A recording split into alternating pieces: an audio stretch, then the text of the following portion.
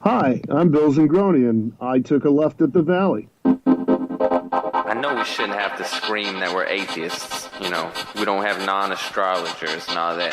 But with the religious people taking over the world, I mean, we can either speak up or be pushed into a corner. I'm proud to be an atheist, a skeptic, a non-believer, an infidel, a heathen. I call it how I see it. I say it's ignorance and you just call it faith and unsubstantiated claims. That's something to be ashamed. I'm an atheist.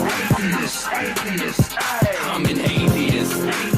Coming at you with another set of jokes. This is Left of the Valley. My name is Kevin, and I had to pull the plug on my AC, so I've effectively lost my cool. You know, usually I have a team here with me, but today I don't have a team. I've got my good old friend. He lost his last fencing match, but he was spoiled again. Hey, Scott. Good morning.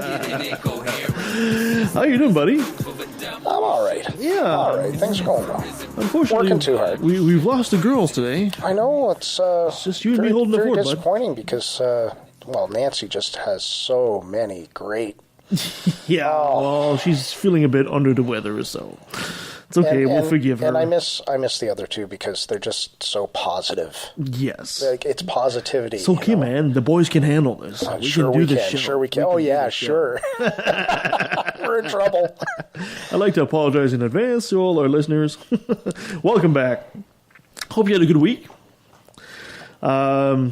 I just came from my funeral yesterday. Remember last week? Well, remember last week when we talked about the guy that ended up being shot at the Vegas?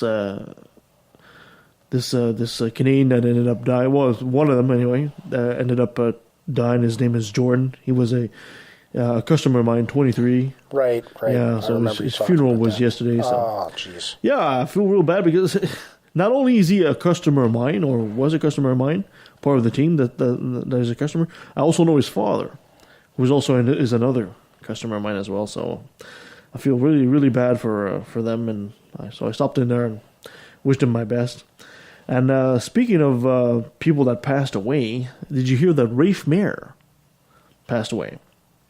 No. Rafe Mayer was he was part of the Socred government at the time. He was environmental minister. He was also a DJ at the CKNW. He was a talk show host for the longest time. Oh, okay. Yeah. Okay, yes. Yeah, he passed away as well. So. That's a shame. I had the pleasure of meeting Rafe Mayer several years ago when I was doing Cinema Politica. I was showing a movie called The End of the Line, and we're talking about overfishing in the oceans. Yes. And since he was environmental minister, we had him come in as a talking guest. Super sharp. You know, still in his advanced age, and he was in his 80s there when he passed, and really, really nice guy. We're going to miss him. Definitely. Did you hear that the plague, and I'm talking about the bubonic plague, is actually spreading in Madagascar? I can believe it. Yeah. Apparently dozens were killed, over 100 infected, and this was in late August. There are two types, apparently. One of them is spread by the rats and the fleas, like the one we know from history. And the other one was spread from person to person. Person to person? Yes. Okay, that's scary. That is a bit more scary. Apparently, of course, the disease thrives in poor sanitary conditions. And it can be cured by antibiotics if they're delivered early. So we'll I remember when I was in the military actually getting inoculated against the plague. Mm-hmm. Mm-hmm. There was an inoculation for one of them. I'm not sure which version that they... Either one you don't want to get. Well, I'm just thinking, like, why isn't that open to the general population? If you're in a plague-ridden area, because the plague has never gone away. Exactly. It's always been there. Yeah. Why wouldn't they issue that inoculation to people? Well, it depends if it's needed or not. For example, in Madagascar, apparently there are about 400 cases of the plague a year. So it's still That's rampant. Yeah, in a way, yes. Apparently there are 10 to 15 cases in the southern U.S. a year. Yeah, you see, that there's no need of that. There's a huge difference. And in Canada, it doesn't really happen. The last known case of the plague in Canada was 1939.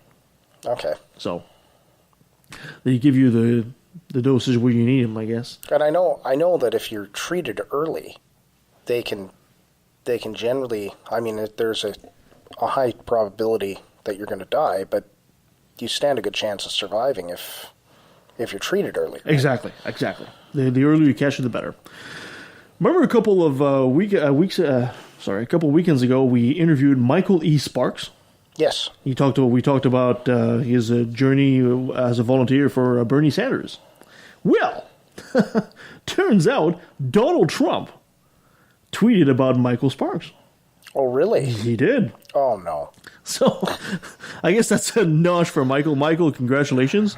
Donald Trump knows you exist. So, this is a tweet. Donald Trump wrote, maybe I should do it to a Donald Trump voice. Michael E. Sparks' book about being a Bernie volunteer is a book about a loser written by a loser who works for free. Morons, that's who. I'm Donald Trump, and I approve this message. So that's Wow. Donald Trump and his natural eloquence. Quick question about this. Doesn't Donald Trump donate his salary He's, as president? I believe he does that, right? well, I don't know how that works because he's not even supposed to be making money from his Well, investments. And no, that's all supposed to be handed over to the somebody. kids are running that part. He's kind of cheating a bit there. Yeah, he's cheating exactly. big time there. But I believe his presidential salary, he's actually donating it as well. Which kind of, doesn't he work for free then?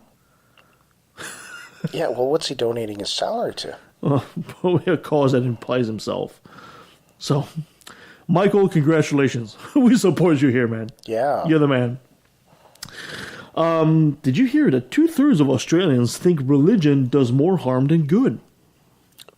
They're fine. They woke up. They woke up. Apparently, the survey interviewed 13,000 people across 23 countries, and the global average was 49% on that Which is question. good. Which is actually pretty good. I like that. I like to hear that. Australia was 63%. Belgium came in at number one at 68%. Wow. Germany and Spain came in at the same as Australia, 63%. Canada, if you're interested, came in at 55%.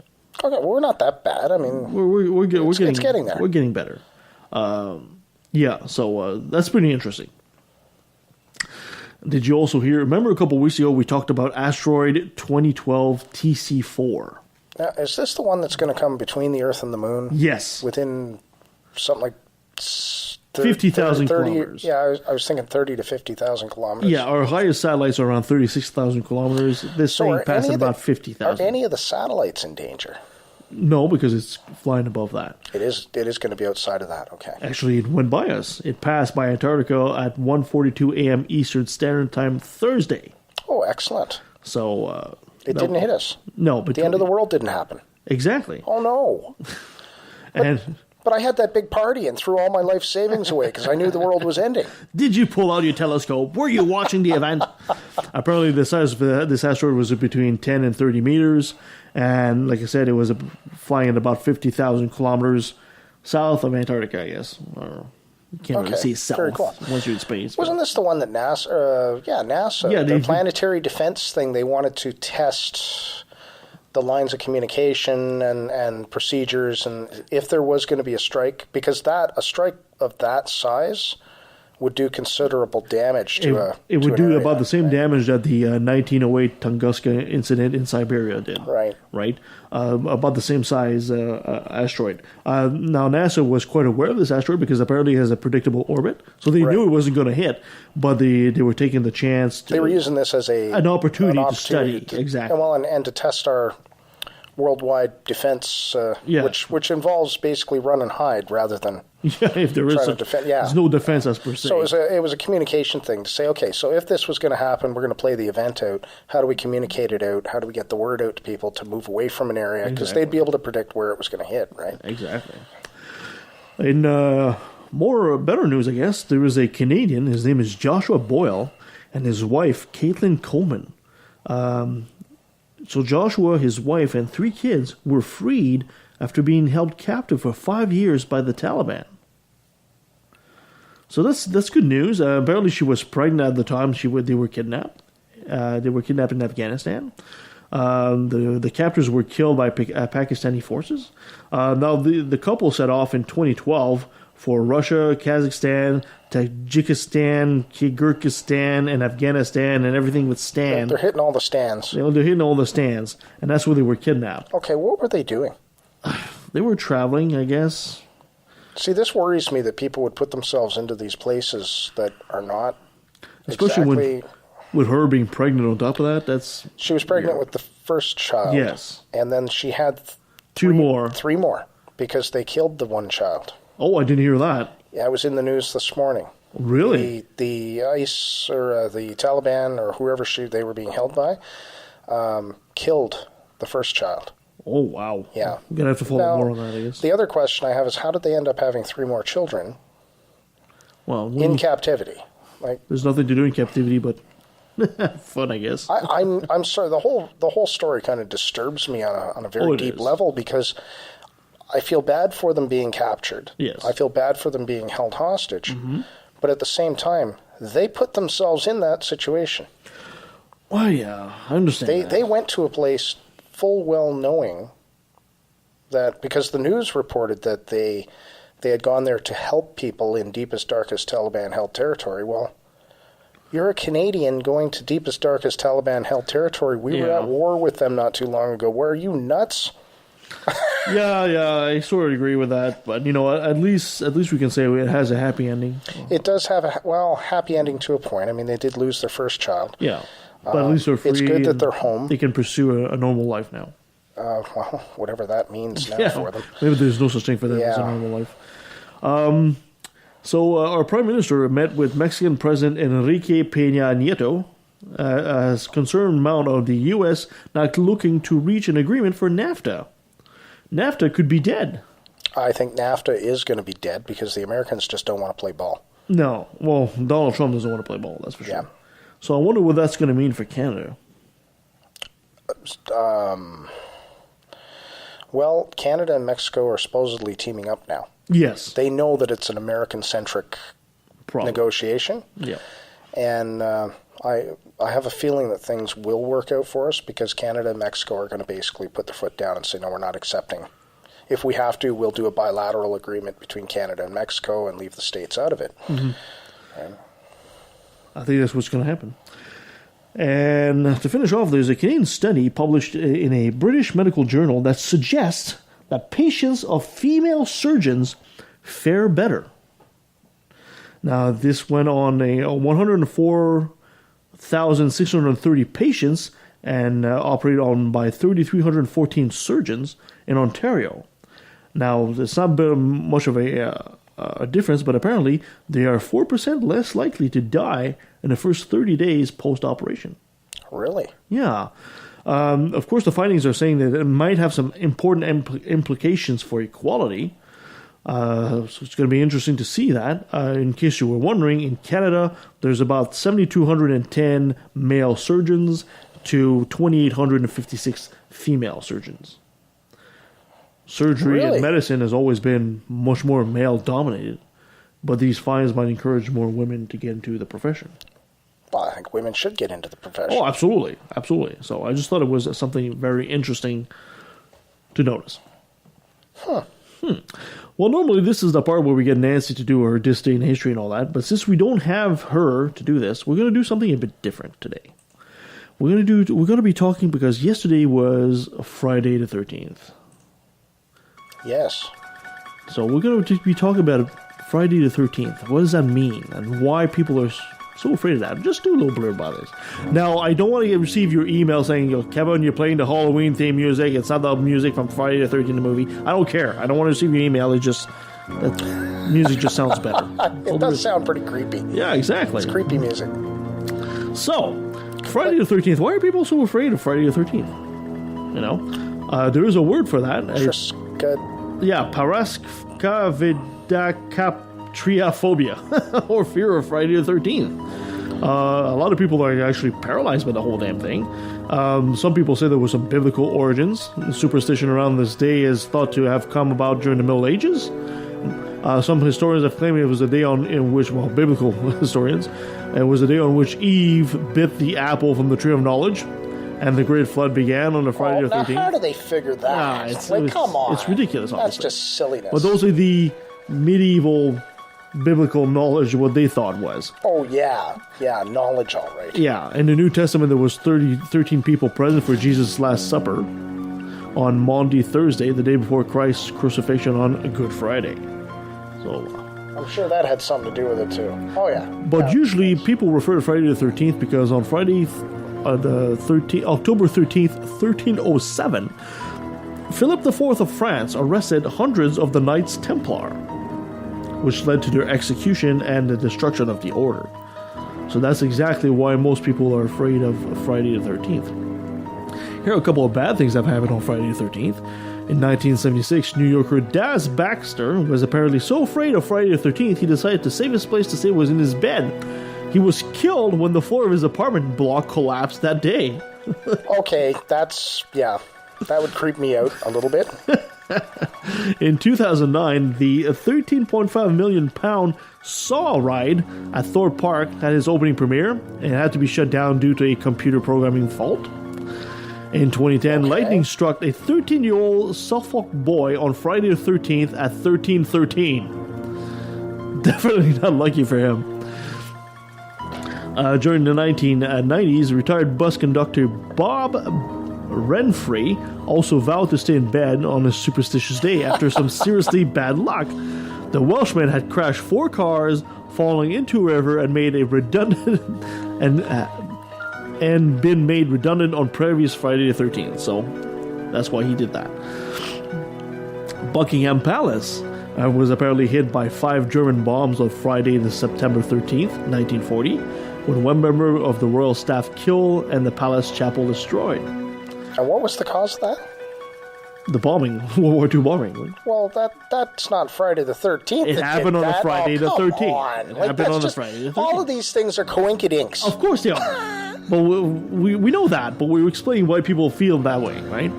A Chilean Air Force plane disappeared in the Andes on a Friday, October the 13th, 1972, with 16 survivors turning up 2 months later. They had been forced to eat dead passengers in order to survive. Yes. Remember that movie? Yes. Yes. Alive. That was based on true events. Yuck. And here's the reason I believe Friday the 13th is really bad. Rapper Tupac Shakur died in his wounds on Friday, September 13, 1996. Ouch. The Costa Concordia cruise ship ran aground on Friday the 13th in January 2012 off the western coast of Italy, killing 30 people. Okay. I remember that. That was the one the captain fled before. Yeah, the captain was ordered back and on. He was drinking margaritas at the hotel. Yeah, watching his ship sink. ISIS carried out 7 coordinated terror attacks in Paris, killing 130 people on the evening of Friday the 13th, 2015. Wow. Yeah.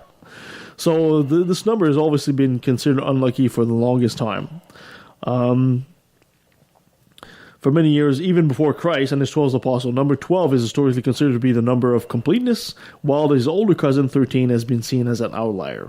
There are 12 months in the year, 12 God of Olympus, 12 months, 12 hours of the clock, 12 tribes of Israel, 12 apostles of Jesus, 12 descendants of Muhammad, among many incidents of the pattern. So as soon as you get it to 13, it's bad. 13 items in a baker's dozen. That's right. One for the baker, right? Yeah. In many Western countries, tall buildings are missing the 13th floor. That's right. In China, the 4th floor, in some cases, all floors with the number 4 are left out of the Chinese buildings. Wow. Yeah. Houses often do not have a number 13, and many hotels, including the Carlton in London, miss out a 13th floor.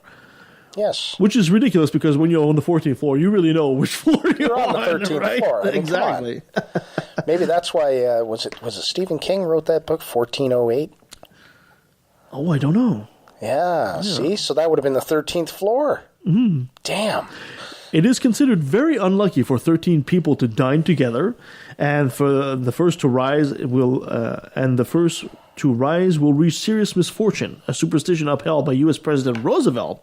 He also refused to travel on Friday the 13th. So it's pretty incredible to see a lot of people having so much paranoia. We should look into old Star Trek episodes and see how many of the red shirts were around when they... it might have been 13, 13 dead red shirts. Yeah, the first one to move. He's the guy getting it. Oh, man. In some areas, calling a doctor for the first time on a Friday is a certain omen of death. Wow. It's not just the 13th, right? Cutting hairs and nails on a Friday is a certain path to misfortune, and many couples will refrain from marrying on a Friday in some parts of the world. Dr. Caroline Watt of the University of Edinburgh said that it is the belief that Friday the 13th superstition that could, in fact, prove the greatest risk to the average person. If people believe the superstition of Friday the 13th, then they believe they're in greater danger that day. I could totally see that happening. Yep. As a result, they may become more anxious and distracted, and this could lead to accidents, becoming a self-fulfilling prophecy. Sure. Makes sense. Yeah. So, that was essentially our little thing on Friday the 13th. Silliness, superstition. Yeah, exactly. Black cat crossing your path, don't walk under the ladder. So what happens if the black cat crosses your path on Friday the 13th while you're walking under that step ladder? Oh, you might as well just slash your own I think throat. we should set it up. This we should is set that one up. This is the second Friday the 13th this year. We had one in January as well. So, and it's just before Halloween. So the timing is absolutely perfect. Well, this one's beautiful, yeah. Yeah. So let's move on to something more fun. Our little segment that we usually call Another Brilliant Moment. Brought to you by religion. You know, when Jeebus said he'd be back, who could have guessed it'd be in Siberia nearly 2,000 years later? Now, what would drive people to drop everything and move to a cottage in one of the coldest and most remote part of the planet? The chance to meet the Son of God in the flesh. Yeah, Jesus is back! Did you know? Petropavlovka is home to almost 5,000 Vyssyarianites who worship a man who claims to be Jesus reincarnated. He's back! Jesus is back, man. He's back. Okay, Well, that's it. Okay, wait a minute. We're done. So No, can he do? Close the show. We're done. Can he do? No, we're done. Jesus is back, man. This whole show has He's been got done to for prove it. nothing. I'm a skeptic. You're He's a got to skeptic? prove it. Okay. He's got to prove it. Let's be skeptical then. Yeah, I like it. Okay, so if this guy's Jesus, what's he going to do to show he's Jesus? Well, let's just see. So, Vissarion, a.k.a. the teacher, lives in a private compound nearby, but his followers get to hear him give sermons when he discusses topics like vegetarianism, reincarnation, and the coming apocalypse, which he says will be a great flood. Before the day comes, Vissarion hopes to unite all the world's religions.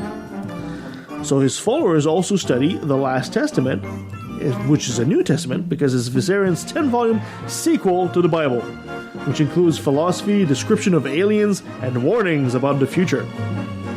His followers are also forbidden from drinking and smoking or using money. Well, Not funny. they can't drink, they can't smoke, they can't use money. That's right. They're going to die. His name is actually, he was born Sergei Anatolievich Toro, and while his mother, he claims that his mother is Mary, he admits he had a biological mother as well. Oh. Now he's 56. He was a soldier of the Red Army before the Cold War ended, and worked as a traffic policeman until 1989. That's when he lost his job, and coincidentally, started to have visions, revealing his true nature. So then he moved into the Siberian wilderness in the 1990s. When Petropavlovka was just a group of huts in the forest, now it's a huge self-sufficient community with solar power, satellite TV, and organic vegetable gardens. Satellite TV, huh? Yeah, But they're not allowed to drink they're not allowed to drink. or smoke. At least they got TV. Wow. So while Vissarion says he's in the reincarnation of Jesus, his Church of the Last Testament plays by a different set of rules. For one thing, polygamy is allowed. Go figure. Vissarion himself has 6 children from 2 wives, including a woman he married when she was 19 after she posed nude for his paintings. Does that go the other way? Are the women allowed to have multiple husbands? It doesn't say. And some people call him a con man. Gee, I don't know, man. Do you think we should He just... sounds legit. I think Should we just drop the show, stop it right now, and go move to Russia? What do you think? I'm thinking about it. He sounds legit. Like, Jesus is back, guys. You heard it here first. He's back, and he's Russian. man. The worst part is this is going to be a contending religion in a few years. It'll be like Scientology. Oh, I hope not. It's going to be up there, the cult status to religion. Oh, here's another story. As if Halloween wasn't scary enough, in a new blog post on his Answer in Genesis website, human werewolf Ken Ham implores his supporters to think about sharing Christ with trick-or-treaters this year, while offering several suggestions for ways to properly, quote, educate your neighborhood children about the Gospels. Just what a kid wants to hear, right? You go to a door, trick or treat. Let me tell you about Jesus. I can see it though, because Easter, I saw these meat cookies that were like a hand with jam in the middle, and they were Easter cookies, right? And well, you get the Yeah. So I'm just thinking that maybe they could give out something like that to the trick or treaters, and and educate them at the same time about Jeebus. In particular, Ham recommends giving kids a copy of a booklet called A Biblical and Historical Look at Halloween. Oh boy. Why not just give them a Bible? Yeah, exactly. That will educate them about the holiday's pagan's origin. In addition to the booklet, ambitious evangelist can also hand out DVDs of the short film Halloween, Paganism, and the Bible. Oh, how to kill Halloween. Oh my God, this would be horrible. Which Ham If only says... they could kill Christmas the same way. Which Ham says traces Halloween's roots back to before Christ and potentially all the way back to the dispersion of the Tower of Babel. Oh my God. The Tower of Babel.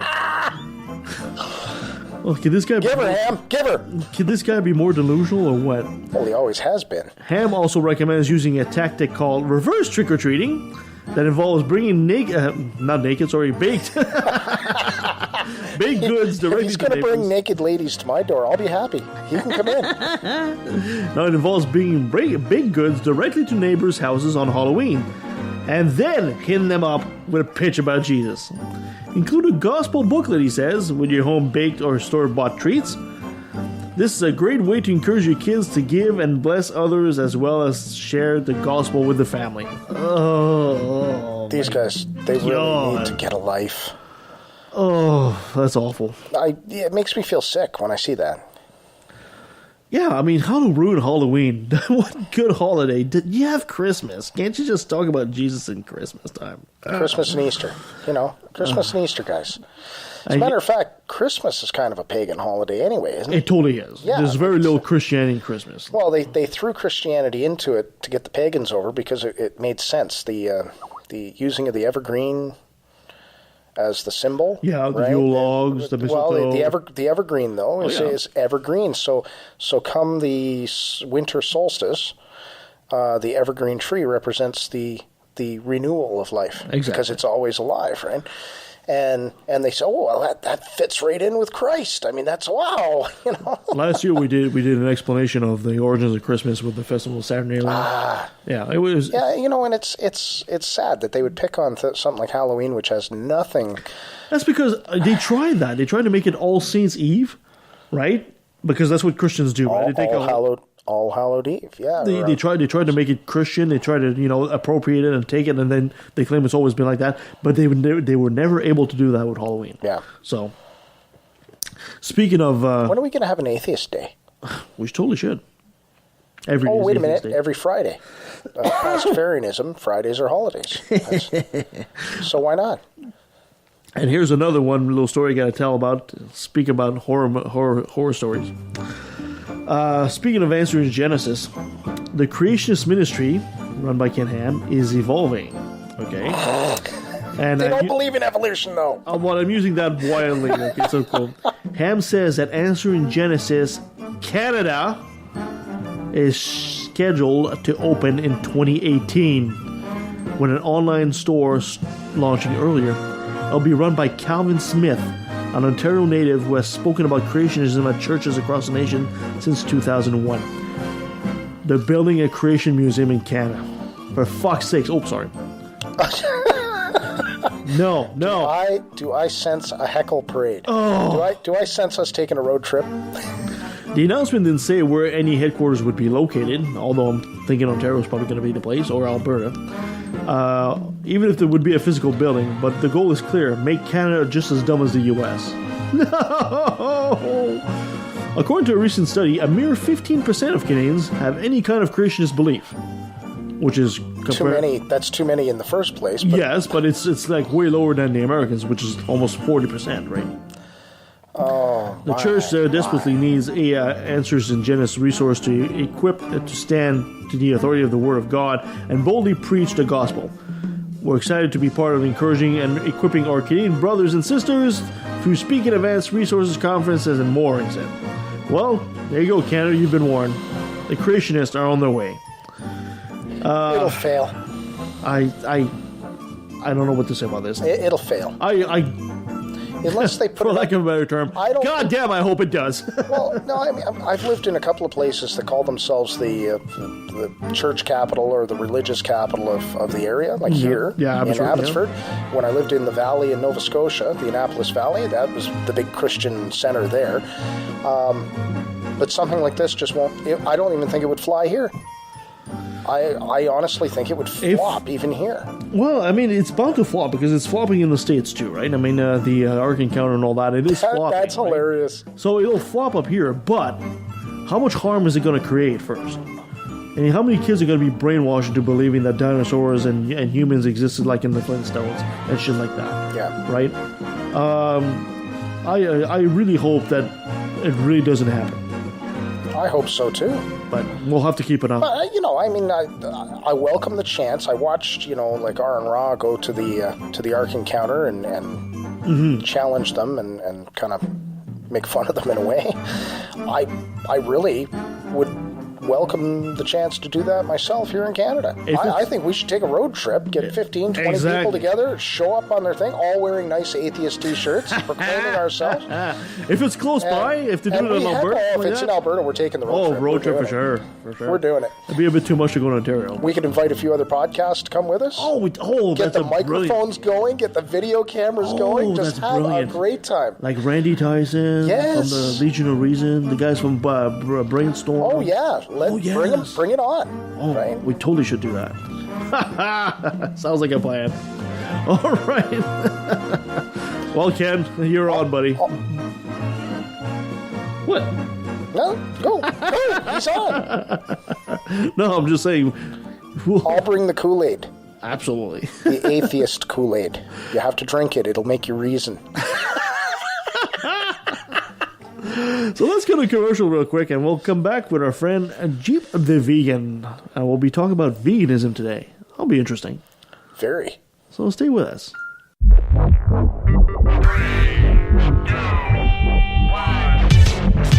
Hi, I'm the Supreme Irreverend Dr. Randy Tyson from the Legion of Reason Diversion. Join me and my co-hosts, Christine Shelska, Twyla, and Nate Phelps, as we explore issues at the intersection of atheism, humanism, and skepticism. Topics range from alternative medicine to the interference of religion in public policy. We often have special guests to help us understand the topic du jour. Previous guests include biologist Jerry Coyne, ex-Muslim author Ali Rizvi, philosopher Peter Boghossian, and the late physicist Victor Stanger. You can watch us on the Legion of Reason YouTube channel or subscribe to the audio version through your favorite podcatcher such as iTunes or Stitcher. And don't forget to like the Legion of Reason Facebook page. Do you know where Saskatchewan is? Probably not. It's in Canada. If you do, you might know a city named Regina. In Regina, there's a studio. And in that studio, there are, at least once a month, a bunch of skeptical atheist geeks and goofballs who get together to do a podcast. We are the Brainstorm crew, and we're trying to help spread a bit of reason and critical thinking while still having fun. Never taking things too seriously, but still not accepting everything we're told, we go through different topics, exploring them in depth and often disagreeing. We try to stick to provable facts, and we never trust in myth. That's why we say we're woo-free since 2013. You can find us on iTunes, Stitcher, or Spreaker under Brainstorm, or check out our website, brainstormblog.net. I can't promise you'll always agree with us, but I can promise you'll have fun listening to us. Okay, just think about the Muslims at this moment who are blowing themselves up, convinced that they are agents of God's will. There is absolutely nothing that Dr. Craig can say against their behavior in moral terms, apart from his own faith-based claim that they're praying to the wrong God. If they had the right God, what they were doing would be good. on divine command theory. Now, I'm obviously not saying that Dr. Craig or all religious people are psychopaths and psychotics, but this to me is the true horror of religion. Okay, it allows perfectly decent and sane people to believe by the billions what only lunatics could believe on their own. Okay, if you wake up tomorrow morning thinking that saying a few Latin words over your pancakes is going to turn them into the body of Elvis Presley, okay, you have lost your mind. Okay. But if you think more or less the same thing about a cracker and the body of Jesus, you're just a Catholic.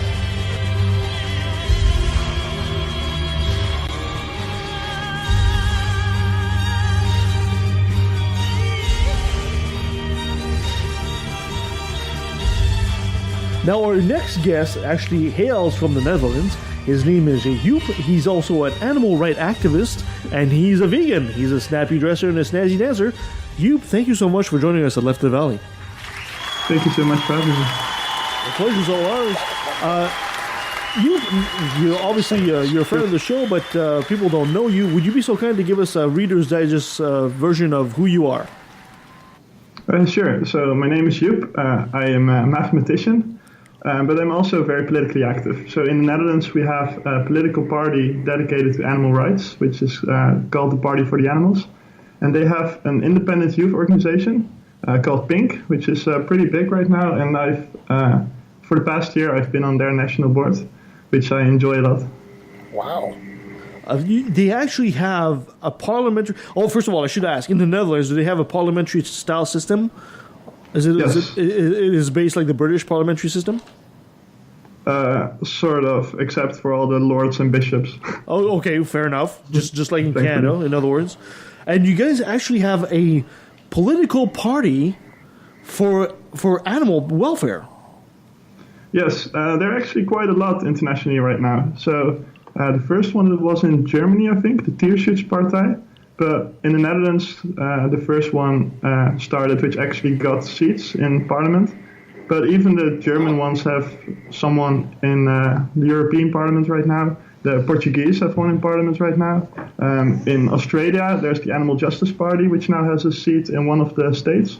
So it's really an international movement that's growing. I had no idea. I'm actually flabbergasted by that information. I mean, I understood that some parties have like green parties and stuff like that, but an actual party that promotes the welfare of animals other than humans is what a revelation! I had no idea. Well, it's forward thinking too. I mean, absolutely, it's about time. So, how in the Netherlands in your political system, how big of a party is that particular party? So. In the most important chamber in Parliament, there are 150 seats, and we right now have 5 of them. Okay, so on 150 seats, it's still a small party, but it's growing and yes, of course, big enough to have influence. 5 seats, wow. Okay, and you yourself, sir, are a vegan. Yes. Now, why exactly are you a vegan? What is it that made you? Were you always a vegan as a child, or you just you grew up like every other kid and eating? I grew up like every other kid, eating meat. When I was, my mother was a vegetarian, but for her it was more of a personal choice. Yep. She didn't really see it as a big ethical thing, but it did make me start thinking about it. And when I was 11, I realized that it's kind of weird to eat food which other conscious being had to die for. So I decided to become a vegetarian. Mm-hmm. And then when I was 17, I became a vegan. And the reason is that, if you look at evolution, since we know that the evolution theory holds up, we know that humans aren't really that different from other animals. We know that if we see an animal having pain, if we see it being scared, if we see it being freaked out, if we see it have stress, that probably similar things are going on in their brain as are going on in human brains, because these behaviors evolved for the same reasons. And luckily the science is on that side, and at least all mammals and birds are already considered to be conscious by some Cambridge Association, I think. And more animals are showing signs of consciousness and signs of pain and signs of stress and signs of joy too.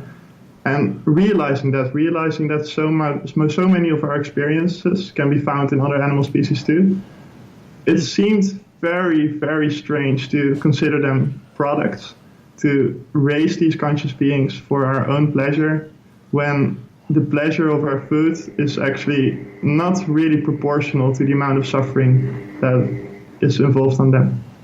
That's a very interesting answer. For the longest time, it seems that, as skeptics, we always rely on what science says, and, very few of us will go and debate. We go by what the data says. But for the longest time, the science community has been saying that animals do not have the same mental capacity or empathy that humans exhibited. But there seems to have been a change in that tone lately. Sure, and I mean, there are many differences. There are a lot of things that we can do and we can process in our brains which most animal species can't. And the other way around too, actually. There are things certain animal species can do that we can't. And that's perfectly fine. But when we talk about suffering and joy and these kinds of emotions, when we talk about stress, we see stress hormones in most animal species. We also see, for example, if you look at things like pain, we evolved these feelings, to be able to avoid certain situations that might cause our bodies harm. And there's really no evolutionary reason that experience would be different for us than for them if the behavior that you see is so similar. And if you look at what goes on in animal farms, you see they suffer a lot of pain. You see they are stressed out. You see a lot of loneliness, which is something people don't very much think about when they think about animal suffering. But these animals just being tucked away in their own cages, mothers and children being separated. Yep. And we have a lot of evidence that causes a lot of stress in these beings. What do you say to people that'll say that, and an answer you just gave, I'm just going to play devil's advocate for half a second here because I like doing that and I'm good at it. But what do you say, how do you respond to people that say you're just anthropomorphizing animals here? You're just giving them, these animals are not as lonely as you think they are. They don't necessarily have that same social bonding that humans have. How do you answer that? I think that's a very strange thing to think because we evolved these things for the same reason. We know sort of how, of course, there are a lot of details we don't know, but in the big scheme of things, we know how evolution works, and we know that how certain behaviors evolve, and we know that for a lot of social animals, which many of the animals we have in our animal farms, loneliness has a very important evolutionary benefit to it, to feel these things. And we know this for pain too. We know this for stress too. And we see a lot of similar brain activities going on. We see a lot of similar behavior going on. I think that person would, if you want to make the case that for humans these emotions, these experiences are very different than from other animals, I think that's a bigger claim to make and something that needs more evidence than the idea that if we show these same behaviors, then probably we experience similar things too. Okay, and that's fair. That's fair. That is fair. Now, are you aware of some animal rights groups that have actually done these scans of animal brains and realized yes, or are we just assuming here that these animals are lonely and miserable? No, there's a lot of studies done. There's studies done for cows, for example, that when the calves are taken away from them, that they spend a lot of time, both the calf and their mother, screaming and belching and being very restless, moving around a lot, being very showing very unsettling behavior compared to how cows usually behave. And we know about stress hormones that these hormones are present in most animal species, and that these heighten up during stressful times, which are similar to these. So there is plenty of evidence, and I don't think you'll find any researcher that would deny that. It's interesting you say that. I happen to have a friend of mine. He's also he's a level 5 vegan. He won't eat anything that casts a shadow. No, just kidding. What? Are there different levels these days? No, but so what pushed you to go from a all plant diet like vegetarian, and that extra step that pushed you to vegan? What was it? Well, it was part of growing older, I suppose, because when I was a child, I simply realized that I'm eating body parts here, which is very strange because in the cartoons and such, we always learn that animals are so nice and fun to be around. So that idea was very strange to me, which is why I stopped it then. But only when I got older, I started really thinking about it more deeply. And then the realization came that it's extremely strange to even consider conscious beings to be products in the first place. And because when we hold this idea that we can hold conscious beings to be products, then suffering will always happen. Then we'll always treat them not as well as they should, because these animal farms, they're a business. They are supposed to be as efficient as possible, and animal rights will always come second. Because, for example, if you look at the egg industry, most hens, most male chicks are killed immediately at birth because they simply do not lay eggs. They're just not profitable. Yeah. So they're either gassed or they're put in grinders, which are very unsettling images to see. The same happens for the milk industry, that male calves are often immediately killed for veal. And the mother cows are made to be pregnant time and time after again to make sure they give a lot of milk. So they keep producing as much as possible. When you treat animals as products, bad things will continue to happen to them, which is not fair considering their similarities to us and their extreme sense of being able to experience things consciously. Okay. Do you feel that, I know some people in the atheist community, for example, will say that for human evolution to have occurred, there needed to be a large ingestion of protein, which helped us develop our current brain and the fats that were needed us to switch to a omnivore diet. Sure. So, as a vegan today, do you feel that you might have just as good as sources of protein as? Definitely. Yeah. So what do you use for protein for you guys?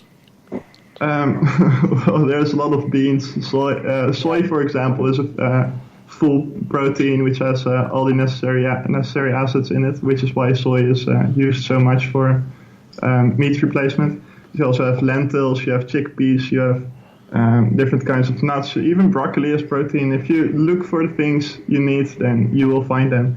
And especially in all these kinds of beans and lentils, you'll see that they contain as much or even more protein per amount as meat does. Well, you see, I have a problem with that because, you see, if I love lentils, don't get me wrong, I really love lentils, but if I consume a lot of lentils and beans, I end up contributing way more methane to the to the atmosphere. Well, just think that the cows will produce much more methane than you'll ever be able to do. I don't know. Good answer. I could probably outstick some cows sometimes. So, do you have any idea? I was looking at a survey. Apparently, they say only 2% of the Canadian population are vegans in Canada. Well, then you're doing better than we are. Oh, really? Yeah, I think it's less than 1% here. Huh. In the Netherlands, well, of course, it really depends where you go with this, right? For example, I was looking at PETA, which is the People Ethical Treatment of Animals, says it's 2.5%, and the population of the U.S., which I almost have a hard time believing that. But, it depends who you I have no idea. I haven't seen stats. So you don't know worldwide what the population of vegans is rising? Well, it very much seems to be rising because, but I don't really have the stats to back it up. All I have is my own experiences on this case, because I haven't really done the research, and I don't want to start saying things which I'm not sure are true. I was told there's also a bit of a correlation between vegetarianism and veganism and some religions, because some religions will have a diet which is much more plant-based. Has it that been? Have you stumbled upon these kind of vegans by any chance? Vegans, I'm not so sure. I do know vegetarianism. Well, it's very popular in religions like Hinduism and Buddhism, definitely. There's a huge part of India which is vegetarian, which sadly is actually changing around now that more of the youth in India is becoming more secular, which sounds like a good thing and should be a good thing, but this is then one of those nasty side effects. Would you say it's really because of secularism, or is it because that meat has always been like an expensive product, right? I mean, if you look at history, the lord of the land would have his nice steak dinner, while most of the peasants would be eating a more plant-based diet. Is it maybe in those populations in India, maybe the economy is doing better, they're producing more meat in that sense? That's true. For the people who do eat meat, the richer the country becomes, the more they'll afford to be able to do it. But a lot of people in India are vegetarian due to their religious beliefs too, and more of them are moving away from those religious beliefs, which usually I would applaud, and I would still applaud in this case, but it's sad that this is one of the things that they often drop as well. Until you actually become like in the United States where you have meat, but it's not quite meat. You know, it's spam, stuff posing as meat. True. That's But aside the ethical dilemma there of having a regular type diet, what other advantages do you feel veganism brings to a person? Well, there are advantages, but the rest of the advantages are not so black and white. For example, for most people, especially in Western countries, cutting down on the amount of meat they eat and eating more fruits and vegetables will probably be beneficial to their health. And I don't think anyone will deny that. But saying that animal products are unhealthy in every case thinkable is simply not true, and I won't state anything like that. But what we do know is that it's perfectly fine.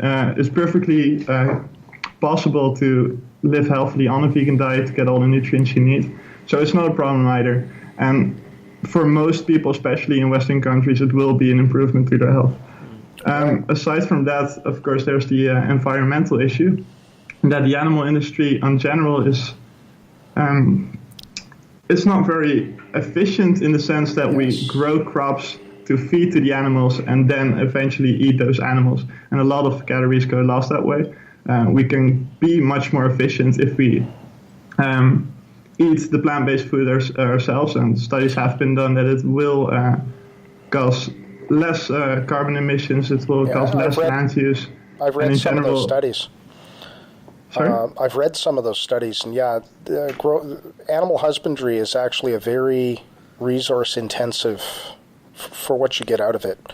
Whereas direct farming plants is not as resource-intensive for the amount you get back, for the return on it. And the pollution aspect of it is huge with animal husbandry. So, definitely, especially for the grain-fed animals.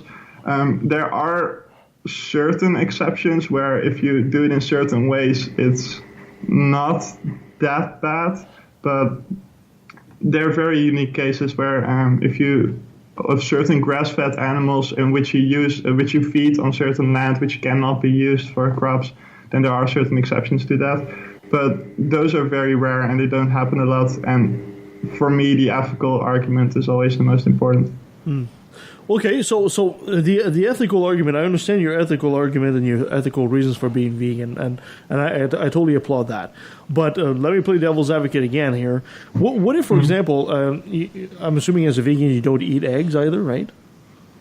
That's true. Okay, so what if, for example, I've got chickens, but these chickens are, they live in a wonderful chicken coop. They're living their nice chicken lives, and it's a old style farm, like you see on the packages. The white Happy picket, chickens. Happy chickens. They're foraging all free day. to come and go into the yard. You've got a very large and yard they're for laying them. eggs and all that, and you happen to collect the eggs. And they're unfertilized eggs, right. Of course, right? Would you still not eat that? Well, first of all, not to crush your dreams, but any eggs you buy in a store will not be like that. It's simply not an efficient way to get your eggs. No, I agree. Of course, there you come to my farm. You come to my farm. I invite you for dinner, and I've got happy chickens in the backyard. Sure. Well, of course, there are situations imaginable where that's the case, but if we look at the chickens we have, they are chickens in the wild did not lay eggs as often as the ones we have. By selecting and using our own influence on evolution, by selecting the ones that lay the most eggs, we have created chickens which are simply unhealthy in what they do to produce for us. And I think there are ethical problems there with continuing that practice. But if you find some wild chickens which happen to have laid eggs and you collect them, I mean, that's not my main concern. I'm not going to attack that because that's 99.99% of the animal industry does not work that way, and I think it's more important to focus on that. So your veganism is essentially a response to the industrialization of our food industry. Yes, but I think it's simply with the way we produce food, with the way our capitalist system works, animal products it's simply not it's not imaginable to have a world where we produce animal products in a humane way, because that's always inefficient. Yeah, I know what you're saying. Now, I'm almost a carnivore. I'll admit I love my meat. I really do. But I also understand the ethical sides of things. And I'm a lazy cook. I'm really, really, really horrible. What do you recommend for a guy who kind of wants to try that, but I've got no talent, I've got no skill at cooking, I am a very bad cook myself, so that's good. Okay, I just try to avoid the cooking at all. That's It's one word, and it's called falafel. Just make that every day, and you'll be perfectly fine. And made from chickpeas are really good. Okay, falafels it is. What do you think of a question for you? What do you think of the advances they've made in now they can grow meat? Yes. On in a hydroponic type situation where the only animal that was involved was to get the cells to start the process, and now they're thinking of like sheep meat, if you want to call it that. Oh, I'll just give a very pragmatic response, in the sense that I think it's a good thing, and if it helps many people who just will not move away from their animal products, to be able to eat meat, which causes much less suffering. And I'm very happy these kinds of advances are made. But on the other hand, I mean, you shouldn't wait for that, because we can already make delicious food from plant-based sources, which is really good. We already have a lot of ways to make meat replacements just using the plants we have. So waiting for that is not an excuse to keep eating meat. But if that is the only way to convert some people, then I'm of course happy it at least happens. Yeah, well, I agree with you on the. I had a burger once served by a bistro in Nova Scotia, and the guy came out and told me after, he says, "Do you realize there's no meat in that burger at all?" And I was, what? It was portobello mushrooms that had been packed, ground and packed, like veggie and burgers spiced. like that, And no, it didn't even taste like a veg. It tasted like hamburger. Really? I mean, so we can already grow our meat in that sense, just using plants. So I think it's... so I guess the judicious use of spices and flavoring, we can make it taste like anything we want. Exactly. So I can still take a lot of plants and make it taste horrible, right? Well, in your case, Kevin. In my case, because my cooking is absolutely atrocious. Oh, cool. So you when you're looking at the future of veganism, I'm assuming you're very positive about the how and where it's going. Definitely, and I do really believe that there will come a time when we look back at this time and think, how the hell were we able to do this to animals? Look back at it at the same way we now look back at slavery, because it is one of the largest ethical disasters we've ever had in our history, because the numbers are just insane. We're talking about over 100 billion animals every year, which are used as products for us, which is insane to think about. And I do think there will come a time when we realize that. What I'm not hopeful for is the slow pace it happens, because just looking at these numbers now, it's very sad to see. And I don't like the fact that it takes so long for this to happen. But I hope everything we can do to speed up this process would be great. Yeah, well, if I might add, I don't know if that's also the same case in the Netherlands, but I know there are some political parties in different parts of the world that are starting to give human rights to animals.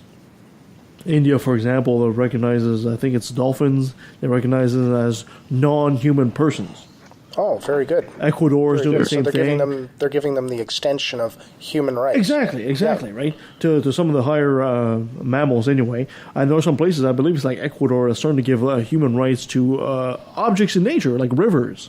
A river would have the right to remain clean and free of pollution and stuff like that. So there actually is a growing movement in that sense. And if you look back at 50 years in the past, there was no such movement at all. And that's brought on by people like Yoop that are participating in the political process. Well, Yoop, thank you so much for that, man. I certainly appreciate the time you've given us today.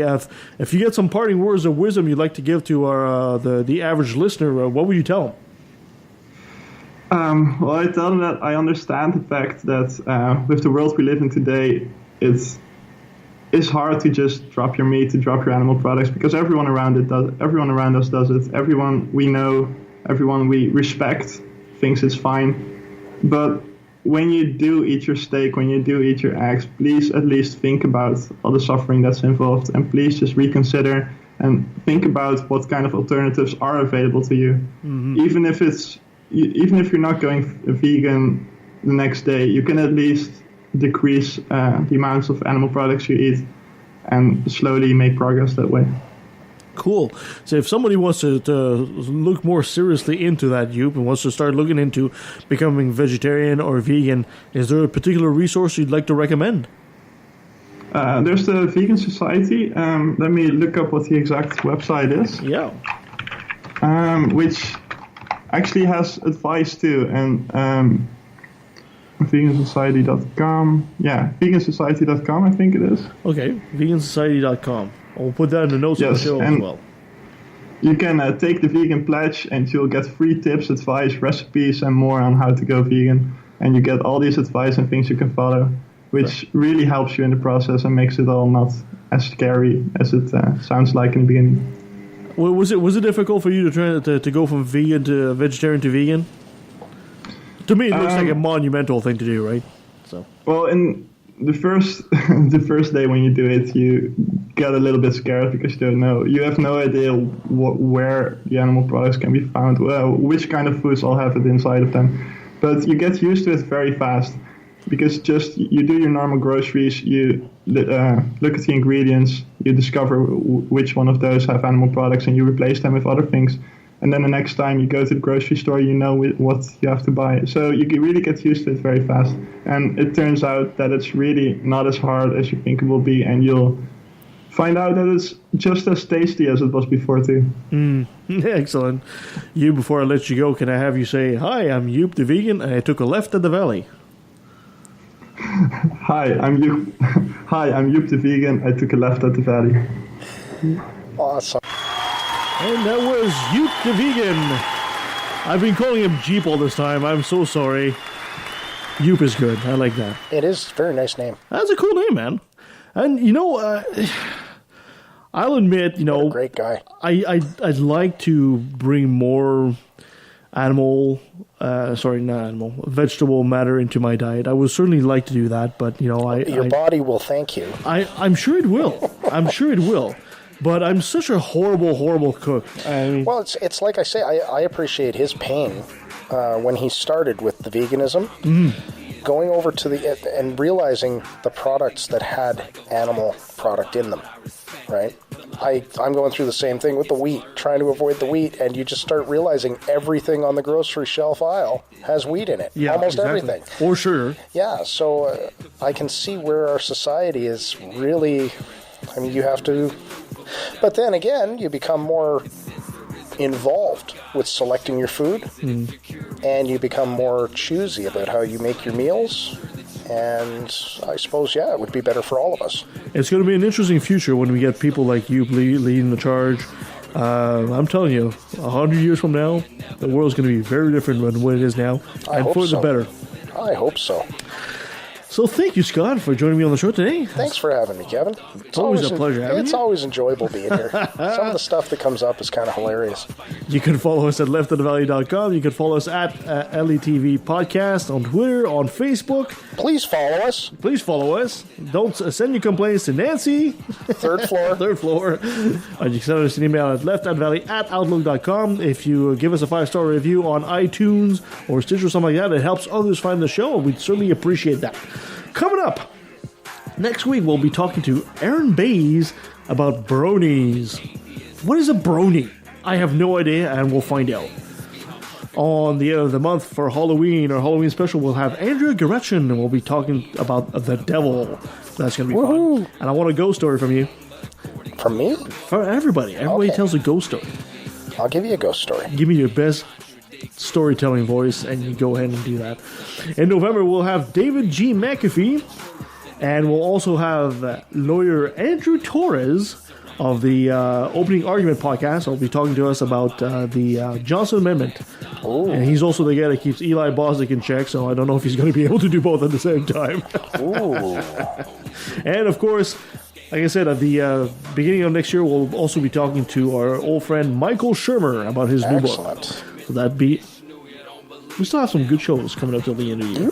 You are absolutely awesome at lining these things up, man. I work hard. I work hard for this. I know you do. I try anyway. Give you guys some quality.